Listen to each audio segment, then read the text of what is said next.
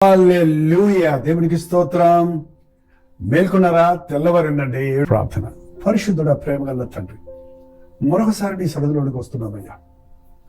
ఈ రాజుల చరిత్రలో మేము చదువుతుండగా ఎంత భయంకరమైన స్థితికి ఒక్కొక్కడు దిగజారాడన్నది, అయినప్పటికీ నీ కృప శాశ్వతమైనదిగా ఉన్నది, నీ ప్రేమ అపారమైనదిగా ఉన్నదన్నది, ఎంతటి పాపినైనా నువ్వు కరుణిస్తూ మరో అవకాశం ఇచ్చేవాడిగా, మరి ముఖ్యంగా నీ ప్రవక్తల నుంచి ఎప్పటికప్పుడు గద్దిస్తూ హెచ్చరిస్తూ ఉన్నప్పటికీ అవిధేయులైన వారు ఎలాగూ నష్టపోయారో, దేవుని భయం కలిగిన వారు ఎలాగో తిరిగి రెస్టోర్ అయ్యారో అన్నది చూస్తూ ఉండగా మా బ్రతుకుల్లో ఆయన బుద్ధి తెచ్చుకున్నటకు సహాయం చేయండి.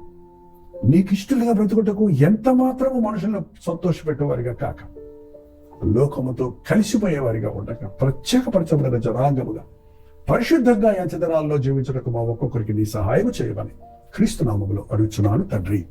ఆమేన్.